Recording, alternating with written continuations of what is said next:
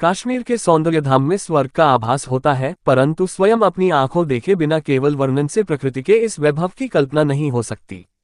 मेरी कश्मीर की यात्रा में मेरे नेत्रों में जो सौंदर्य भरा है, उसी के साथ साथ मन में एक ऐसी बात भी भर गई है कि वर्षों बीतने पर भी मेरे स्मृति से वह जरा भी धुंधली नहीं हुई। बात यह है कि हम लोग कश्मीर गए थे। उस वर्ष भारी वर्षा के कारण वहां की सड़कें टूट गई थीं। एक जगह बस को आगे बढ़ने के लिए रास्ता नहीं था। वहां से उतरकर 1-1.5 मील पैदल चलकर दूसरी बस में सवार होकर आगे जाना था। हम लोग बस से उतरकर चलने लगे। बड़ा कीच था। हमारे साथियों से मेरा साथ छूट गया। मैं एक पहाड़ी के रास्ते पर आ गई। मैंने सोचा आगे सब लोग होंगे, पर वे सब दूसरे नजदीक के रास्ते से चले गए थे। मैं कुछ आगे बढ़ी, पर कहीं कोई दिखाई नहीं दिया। मुझसे कुछ ही कदम आगे एक 30-35 वर्ष का आदमी चलता दिखाई दिया। अनजान आदमी को देखकर मुझे घबराहट होने लगी कि मैं कहाँ आ गई। सुंदर प्राकृतिक दृश्यों के देखने में भी उस समय कोई रस नहीं रह गया।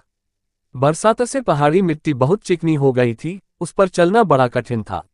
मन में रास्ता भूल जाने की घबराहट थी और कुछ ही कदम आगे चलने वाले अनजान आदमी का डर था, पता नहीं कैसा आदमी है, कुछ कर बैठा तो। यूं बहुत से विचारों का मंथन मन में चल रहा था।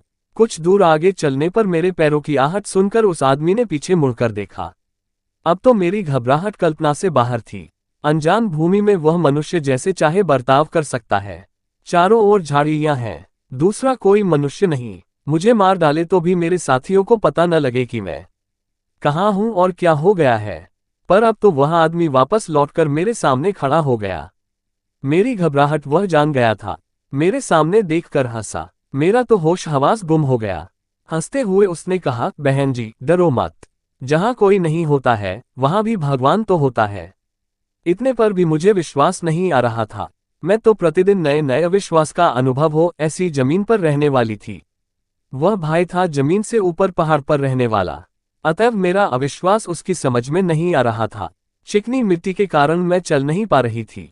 वह भाई खड़ा था। उसने मुझसे फिर कहा, बहन जी तुम्हारी अटैची मुझे दे दो।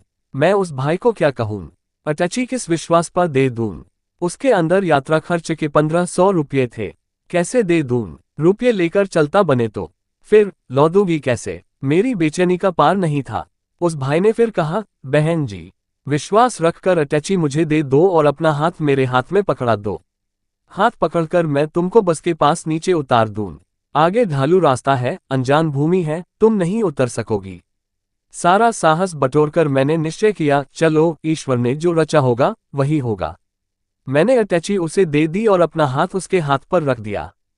हाथ रखते ही जो स्पर्श हुआ, उस स्पर्श ने मेरे मन में पूरा विश्वास पैदा कर दिया। किसी नन्हे से बच्चे का हाथ पकड़ने पर जैसा शुद्ध भाव होता है, वही भाव इस हाथ के स्पर्श में था। सारे भाई को भगाकर मेरा मन बोल उठा, पहाड़ के आदमी ईश्वर के समीप के लोग हैं। मैं आनंद से भर गई। वह भाई मेरा हाथ पकड़े पहाड़ से उतरकर मुझे बस के पास छोड़ गया। आज 10 वर्ष के बाद भी मैं उस प्रसंग को भूल नहीं सकी।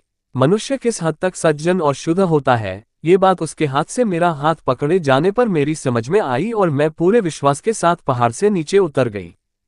आई थिंक कि यह सच्ची कहानी आपको अच्छी लगी होगी। यदि अच्छी लगी है तो हमारे चैनल को लाइक कमेंट सब्सक्राइब करें। मिलते हैं ऐसी ही एक सत्य और रोचक घटना के साथ नेक्स्ट अगले वीडियो में। तब तक के लिए जय श्री राम।